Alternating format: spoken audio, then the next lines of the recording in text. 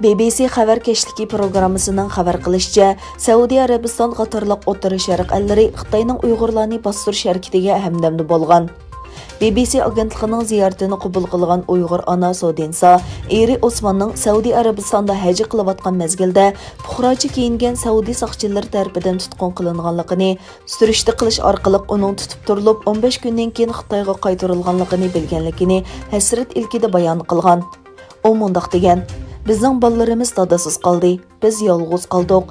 Biz mushu yoshga kelganda kuyinishga muhtoj bo'lganda ayrilib qoldik. Ham vatanimizdan ayrildik, ham ota-onamizdan ayrildik, ham erlarimizdan ayrildik. Sodinsaning aytishicha, ular xotandagi vaqtida qo'l ilkida bar boy oilalardan hisoblang'achqa 2014-yili Xitoy Uyg'ur baylarini tutishga boshlanganda uning eri 3 oy qamalgan. Keyin ular barliq amallarni qilib Turkiyaga kelib yerlashgan. Ammo 2018-yili uning eri Osman umri hajjisini qilish uchun Saudiya Arabistonga borganda tutqun qilinib Xitoyga o'tkazilib berilgan. Xabarda Uyg'ur ziyolisi Abduvali Ayyubning aytganlaridan naql elib ko'rsatishicha, Abduvali Ayyub Saudiya Arabiston hukumatining eng oz deganda 5 Uyg'urni Xitoyga o'tkazib berganligidan xabardor ekanligini, ularning orasidagi 3 nafar bilan shaxsiy tanishligi borligini aytgan. 2016-yillarning oxiri va 2017-yilning boshida Misr doiralarining eng oz deganda 300 Uyg'urni tutib Xitoyga o'tkazib berganligi xabar qilingan va dunyoviy ayblashlarga uchirgan edi.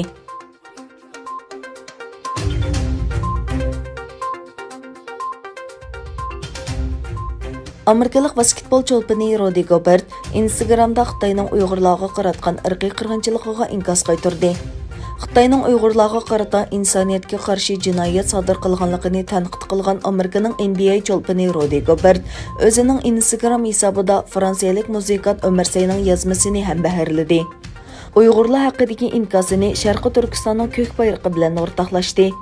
Fransiyalik muzikant Ömer Sey o'zining Instagram hisobida mundaq dedi: Milyonlagan Uyg'urlar Xitoy lagerlarida tutib turilyotidi va ziyonkashlikka uchrayotidi. Ular hech ish qilmagan bo'lsa-mu Uyg'ur bo'lganligi uchun qo'lga ilingan. Bu 21-asrdagi eng chong majburiy yo'qolib ketish harakati.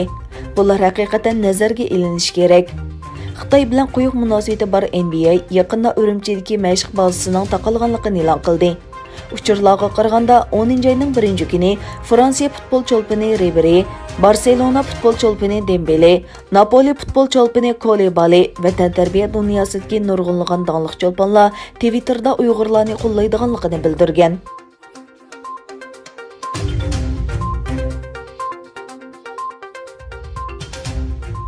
Amerika Cumhuriyetçiler Partiyasidan bo'lgan Avam palata a'zosi Scott Perry Xitoy Kompartiyasini Amerikaning xalqaro jinoiy ishlar tashkilotlari tizimligiga kirgizish haqida qonun taklif loyihasi sungan. Scott Perry o'zining to'g'rida e'lon qilgan bu vaqtdagi bayonotida bu qonun Amerika qonun ijro qilish organlarini Xitoy Kompartiyasining yomon g'arazlik harakatlarini nishon qilish uchun strategik ko'rsatma bilan ta'minlaydi degan. Uning ta'kidlashicha, Xitoy Kompartiyasining Amerika aqliy mulklarini o'g'irlashi, Amerika sistemasiga to'r hujumi qilishi, josuslik va xalqaro fontanil atkazchiligi qatorliqlar bilan shug'ullanishi uning bu tizimlikka kirishi uchun yetarli ekan. Scott Perry'ning mazkur qonun loyihasini Tim Burchett, Scott Descharles qatorliq ikki jumhuriyatchi Avam palata a'zosi qo'llagan. Qonun loyihasining demokratlar ko'p sonliqdagi Avam palatasida qabul qilinmasligi ma'lum emas. Ammo Scott Perry'ning ogohlantirishicha, Xitoy Kompartiyasi o'zining xalqaro jinoyati uchun cho'qim javobgarlikka tortilishi kerak. Amerika qonun ijro qilish organlari bilan to'liq yuzlashishi kerak ekan.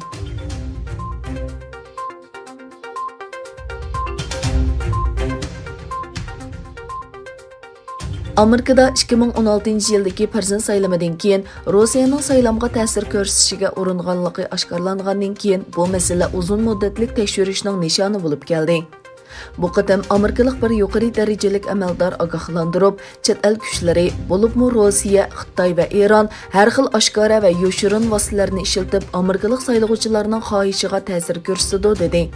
Xuloslab aytganda, Amerika istixborot organi Rossiyaning Donald Trampning saylanishini umid qiladi deb qaraydi. Trump hukumatining donglik arboblari bu yilgi saylamdagi eng chong tahdidning Rossiya emas, balki Xitoy ekanligini o'tirg'a qo'ydi. Trump bu oyda Twitterda, albatta ular Baydenni xohlaydi. Men Xitoydan millionlagan dollar elib, uni dehqonlarimiz va Amerika xazinasiga elib keldim. Agar Bayden bilan Xundir g'alaba qozonsa, Xitoy Amerikaga ega bo'ladi deb yozdi. Joe Biden bo'lsa Trumpning Xitoyga qarata keng qo'rsoq pozitsiyasi bor degan ayblashlarini rad qilib, kishilik huquq va boshqa masalalarda yo'l qo'ymayman dedi.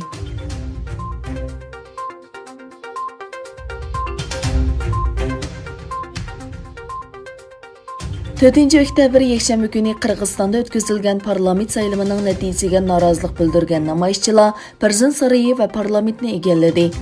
Markaziy saylom komiteti tarafidan %70%lik o'tkaldan o'talmaganlikka xabar qilingan 12 partiyaning qo'llovchisi poytaxt Bishkekdagi Alato maydonida namoyish o'tkazib, saylom natijasining bekor qilinishini talab qildi.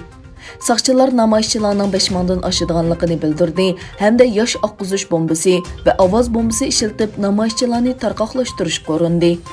O't o'chirish mashinasi va axlat mashinasini tosh va kaltak bilan saqchilarning ustiga haydagan namoyishchilar saqchilarning chekinishidan foydalanib Prezident mahkamasi va parlamentni egalladi. Namoyishchilarning turmini ishg'ol qilib, sobiq prezident Almazbek Atambayevni elib chiqqanligi bildirildi.